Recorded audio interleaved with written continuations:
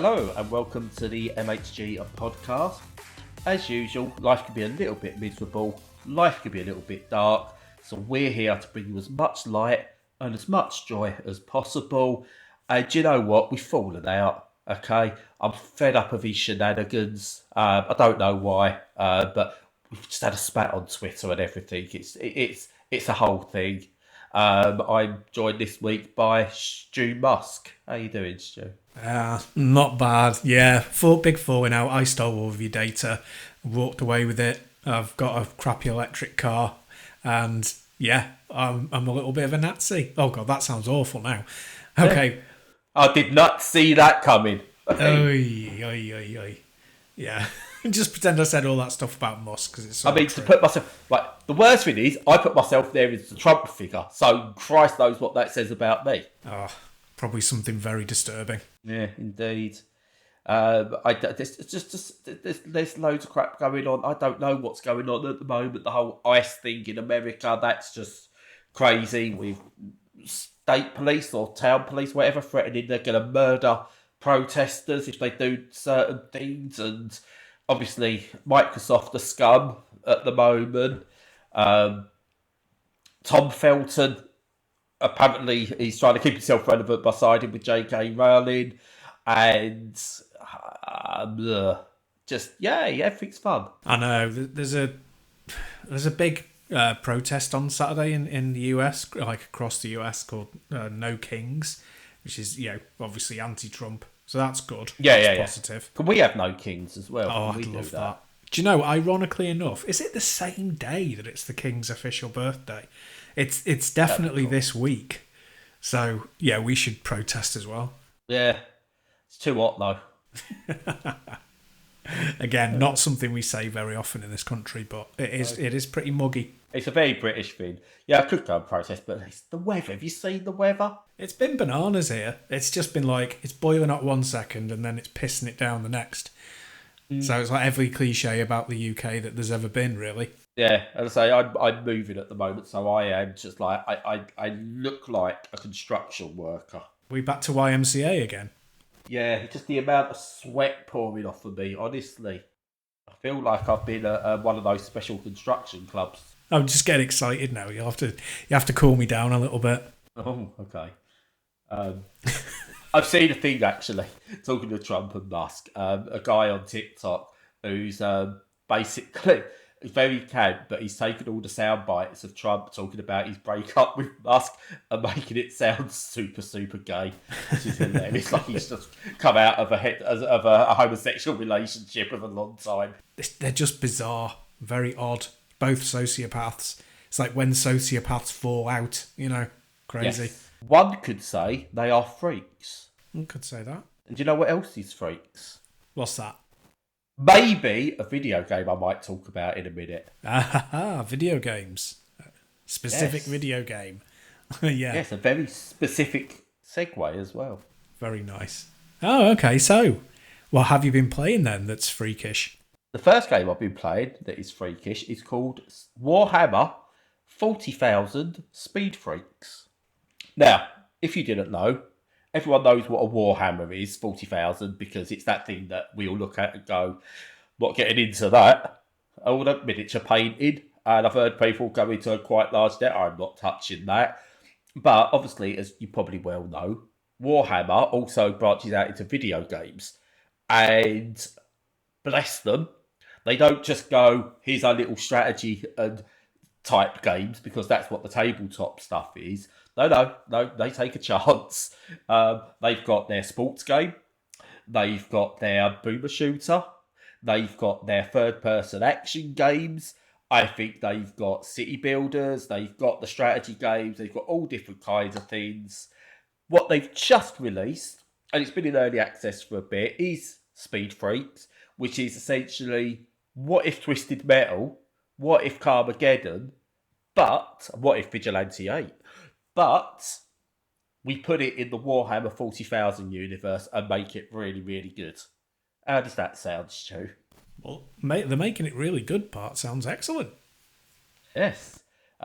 Basically, it's what Twisted Metal or any of the car combat games from like the 90s would have been if someone actually put effort into developing them after the 90s. It's got all the humour you'd expect from the likes of Bolt Gun and from Blood Bowl and stuff like that. So it's got that kind of humour in there, where the orcs and everything and the wolves and everything, all the like different type of classes that are in there have all got their own attitudes and everything, and their vehicles match their attitudes. And it is generally a sort of like a PvP um, a game, so it's an online only game, really. But they've released it at a budget price £16, which is good because it's not one that's built around just pure microtransaction. There's a good base game there, online only, but good base game. You go on, you've got usual like team deathmatch, normal deathmatch, versions of like capture the flag type stuff that go on. It's PvP. There's also like a PvE type affair in there as well. And there's like free roam stuff and just loads of different activities you can do within the game, and all based around vehicular combat. And I found myself sort of like when I played the demo last year at some point, I was like, I don't know, I'm not quite keen on it. It runs like a dog, and I was like, I don't know. The full release has come out. It's added all the modes in there as well, and it's just damn good fun. You go in there, you select a class, a vehicle, select an event, and go and have combat. And it's just really simple. So a lot of these things you have, and they've made a point of this, is you've usually got to sign into about 15 different networks before you can actually get a game and things like that. But this is no third party account, so I've got it on Steam. You load the game up, you're in. There's nothing extra you need to do. It's no like Activision account or any other gubbins like that. And they was originally, and this is what I like and I want to talk about, if the game's just fun, it's crazy fun. If you like car combat games, just take that out of it. But the main reason I want to talk about this as a game is they was originally going to make this a free-to-play game, and they transitioned away from that model and made it a budget release, and then basically added all the content in there for free as part of that package, with, as I believe I said, like no intention of doing all the like the Fortnite stuff and everything that's in there to sort of like a mass degree. Obviously, it will be a live service of some degree, but the promises are, and so far the proof has been in the pudding, where it's all confined within the game. You pay your £16 for the game, and you get the game, which I really like. Now, that's not to say there won't be expansions and things like that down the line, which is fine because I'm okay with expansions, but it doesn't feel like you're getting season pass after season pass after season pass after, this currency, that currency over there, this one over there. Oh, you can use this one, but not this one because this one's going to cost you another £50. None of that seems to be in there. And they're very big in terms of you download and play, and credit to them for that. It is online, but and this is very important, because there's no third party stuff in there. There is technically an offline mode, because you could just play against bots. You could basically set yourself up and play against bots, and I believe you can do it offline because I played it while the internet was down. And yeah, I can play against bots, which is really good because I'm not good enough to play against real people because I suck. But I can tune the bots and have a good time. And for me, that's what every online game, if you're going to make an online focused game, every one of these should have an offline mode against bots. There's no excuse not to do it. Now, I know Warhammer's a big name and they've got the budget, but they've put this into a £16 game. we're not talking AAA quality, and that's a good thing in my opinion. There's a little bit of jank in there. It's not perfect, but it's just one of those games where I'm playing it and it's just fun. I've got nothing else really to say about the actual game other than it's fun and you blow up other cars. What more do you want? Yeah, not a lot, to be honest. Yeah, that's good. I like the way that they kind of utilise the kind of muscle of their IP to just spread it out across all sorts of different genres and also different price tags and, release dates. And it's kind of like, oh yeah, we know where we are in the market. We kind of don't give a monkeys. We'll make it as consumer friendly as possible once the barrier for entry is gone. And I think that's, I've not played a lot of their stuff recently, but I played Space Marine 2. And that was like a complete package. Yeah, you had to pay the money to get through the door, but it was a complete package and it was very technically sound as well.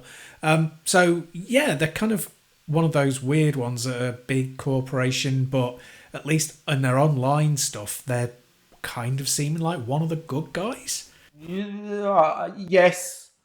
I loathe to try and sort of like get onto that because that's going to come back and bite you in the arse at some point. Oh, definitely, yeah. Yeah, oh yeah, definitely. I'm really happy with it. I'll play it on and off. Longevity wise, who knows? But hey, it's fun for now. It's 16 quid. So if I'm not playing it in a year's time, I don't feel I've wasted £80 on a Switch game. So what have you been playing? Well, I've been kicking it old school this week because you remember I was talking about modding my GameCube last time. Well, I've got it all sorted. Well, I haven't, but that's a longer story, but ignore it. I've gone a little bit down a rabbit hole with mods, and I've bought a Spice Orange GameCube and all sorts of other stuff. But let's forget that and pretend it didn't happen. I'm playing Rogue Squadron II, Rogue Leader, which has always been one of my favourite GameCube games. It always stayed on the GameCube, I think probably because of the licensing agreement with LucasArts, or I think they were Lucas Games at the time. So, it's kind of still stuck on the console, and it's very much worth replaying. So, for those who don't know, it's a shooter, and it's basically a space shooter, but it plays more like, I would say, one that's based in atmosphere. It doesn't feel like you're in space so much, even though sometimes you are, sometimes you're not. It auto levels your craft, so it's not full 3D like X-Wing or TIE Fighter or X-Wing versus TIE Fighter. It's just, more classic kind of dogfighting. But on top of that, so you have your classic Star Wars dogfights against TIE Fighters and stuff, but you also have missions and different crafts, so you can do things like bombing runs, and you can do things like, protecting convoys of people and ships. You also do the Hoth assault and bring down AT-ATs. It's actually got quite a lot of different play in there. So depending on the level, there's like classic ones that you start off with the Death Star run, basically, the trench run, and destroying the Death Star. And then it fills in the gaps between there and Hoth with missions, and then which is Empire Strikes Back, and then fills in some gaps with missions before Return of the Jedi, which is its last mission, blow up the second Death Star. And each mission has got, as I say, different objectives, different ways of tackling them. And what's great about it, well, there's quite a good few things about it that are great. The action is excellent, so it's very precise. There's not really any auto aiming, so you have to really be on the ball. And there's a medal system, so that the better you do, like the faster and more accurate you are, and the fewer lives you lose, the better ranking you get. And the higher ranking you get, so if you get a gold medal, you get plenty of gold medals, you unlock extra craft. So it's got a nice tier system, so it's not difficult to complete, but it's difficult to master, which is great. You can set your own standard. And the level design is really good fun. There's a really broad mix. I think there's only about 10 levels, but there's a really broad mix in what you're doing. Some of it familiar, some of it a little bit more unfamiliar. It plays around with visual, like what you can see. Like there's some misty levels, obscured vision. There's some where there's electronic tricks in there that you have to deal with. I won't spoil what they actually are, but, it's really, really good.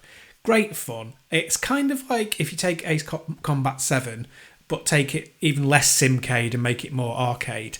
It's like that It doesn't get rid of sim stuff completely. It's still a little bit simmy, but only in a kind of mild overlay. Yeah.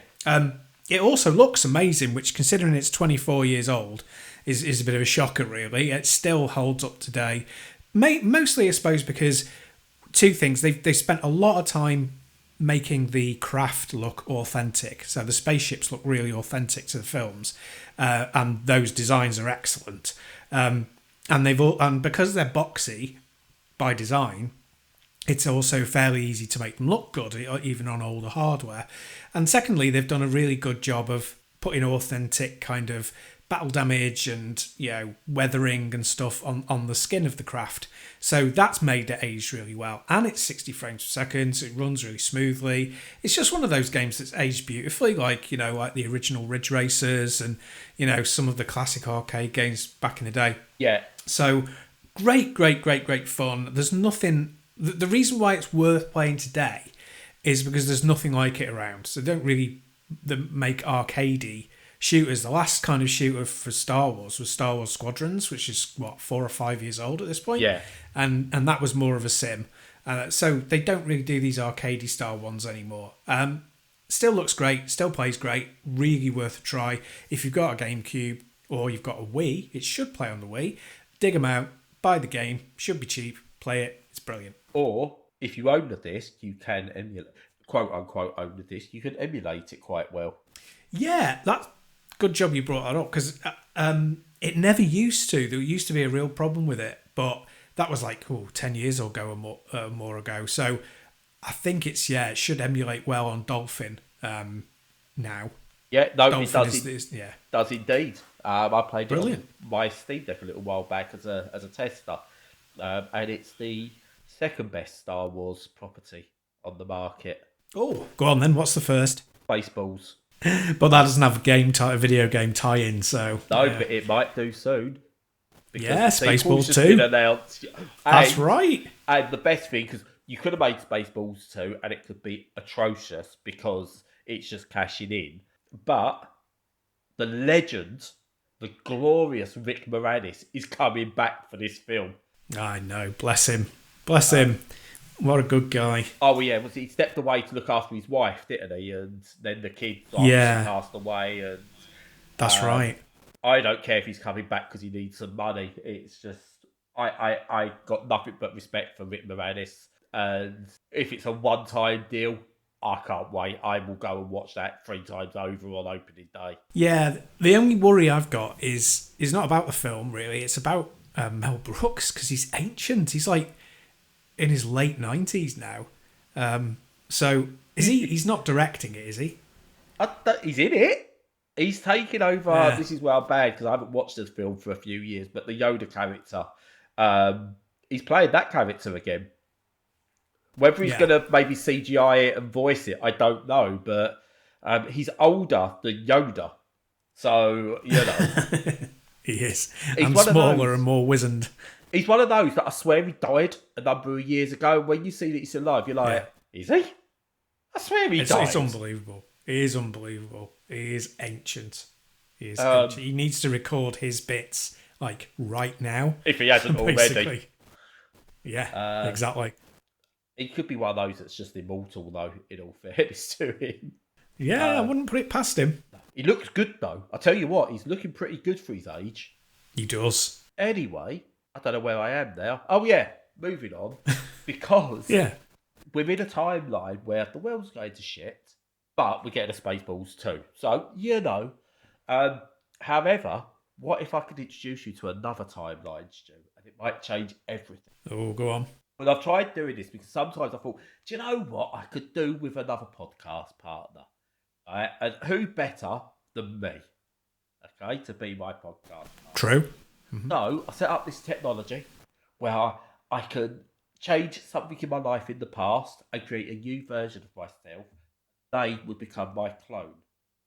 And they can work with me. And then I can get rid of you. So, sorry, I was meant to be talking about a game, weren't I? I've been playing The Alters, right? Which hasn't come out of nowhere. It's had somewhat of a build up to it. It's from 11-Bit Studios, who have made some absolute bangers in their time when it comes to story-based stuff.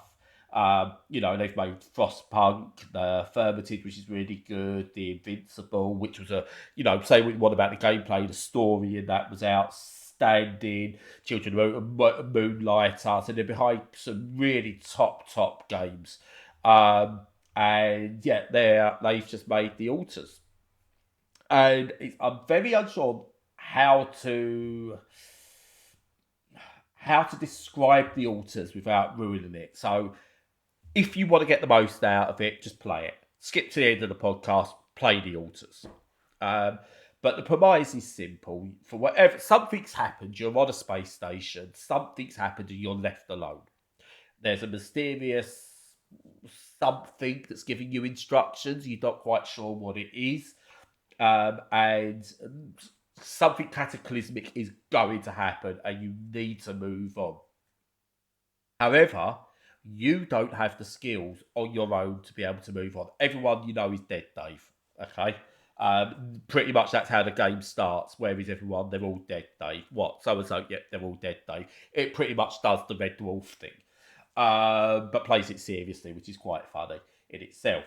But anyway, you go on and then you do a couple of bits, teach you the controls and everything, and then it goes, right, you need help. The only person who can help is you. We've created this ancient technology, or we've created this technology where you can look back through your life and change one moment, and then another path will branch off.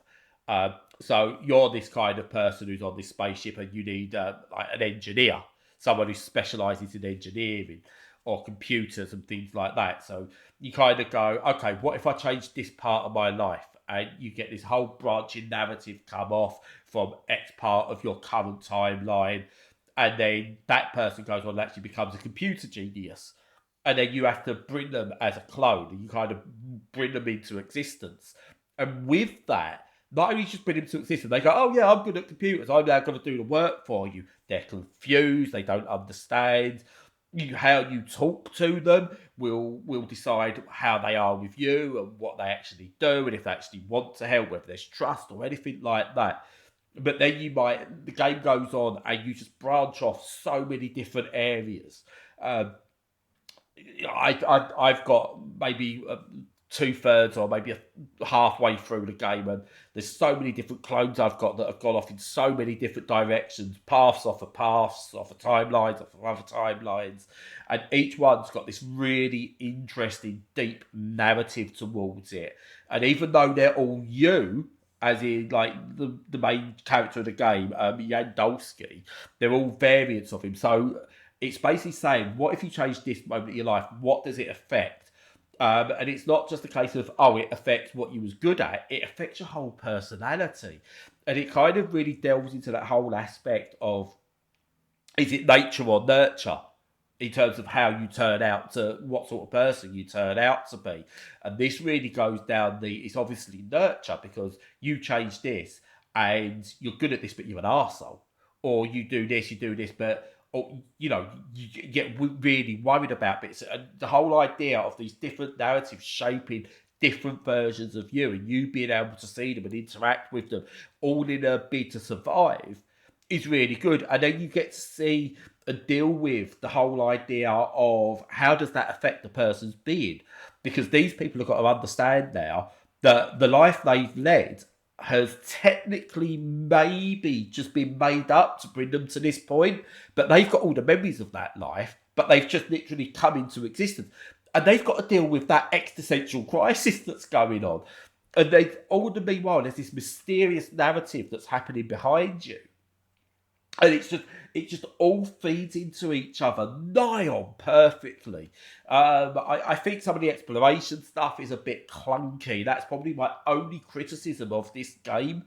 But it's a game you're not playing for the gameplay as such. You're playing it for the absolutely outstanding narrative.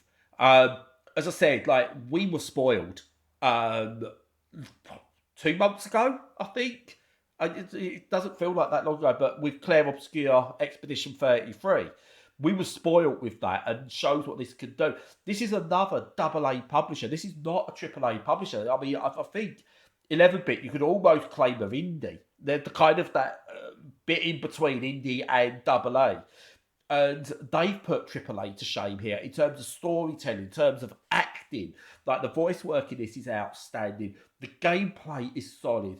And it's, I've not even mentioned there's base building in the game as well. So you've got all this narrative, you've got all this stuff, but there's also base building. And I spoke before about games that try and put maybe one or two things in too many, and it can affect the game. It works. Everything seamlessly comes together with this game. And is it, and I don't want to start doing this thing, is it better than this? Because it's not going to beat Clair Obscur for me as my game of the year.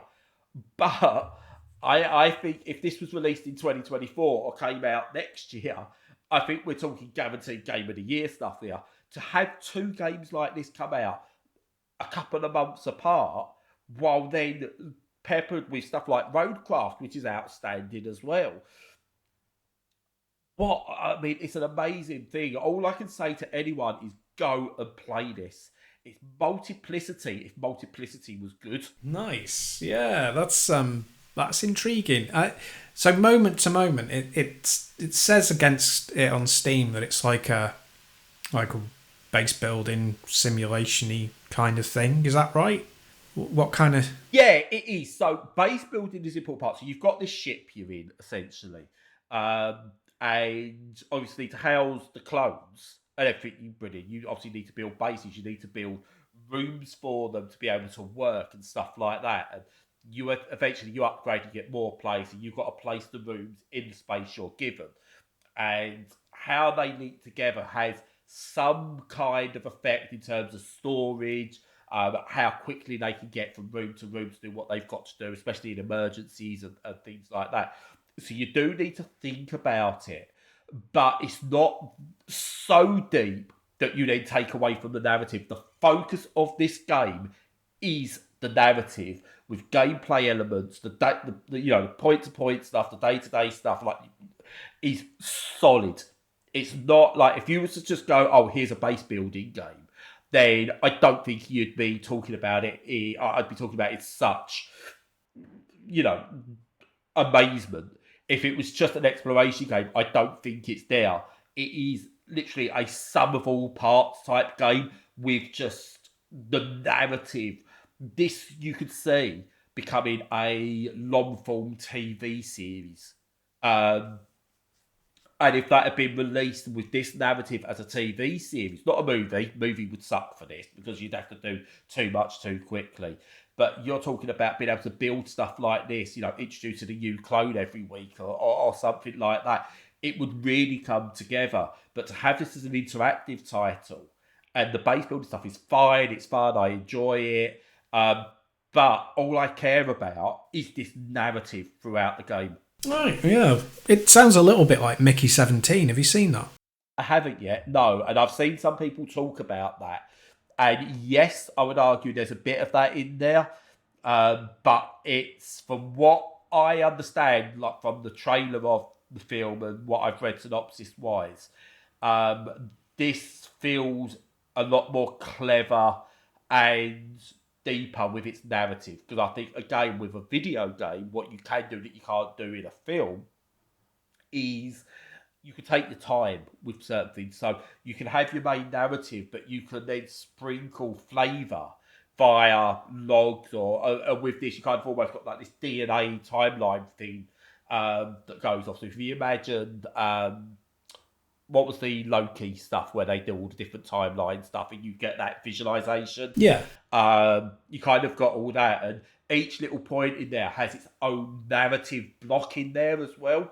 So there's all stuff you could do outside of the main narrative to get more flavour for it. You can't do that in a film. But you have one bit. I really do want to see Mickey 17 now, though. Yeah, worth a go. I quite enjoyed it. But yeah, okay, that sounds like a pretty decent thing. I would say game, but it sounds like it's definitely a game. It is definitely a game as well. So, right. I said the game elements are really, really good. If On their own, you're looking at a solid, I don't do scoring, you're looking at maybe a solid 7 out of 10 style game. It's the narrative just takes that to the new stratosphere. And much like Claire Obscure, this has come out at 30 quid.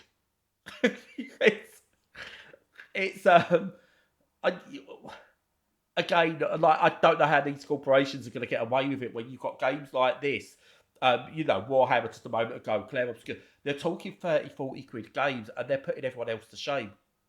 Because they're showing you don't need to spend millions upon millions upon millions to create a game. You create, obviously it will cost a decent amount. Price it right, and I think people will buy it. And this is getting, score-wise, this is getting 10 out of 10s across the board. Brilliant. Deservedly so. I can't believe we've had 2 games like this in the space of a couple of months in 1 year. It's ridiculous.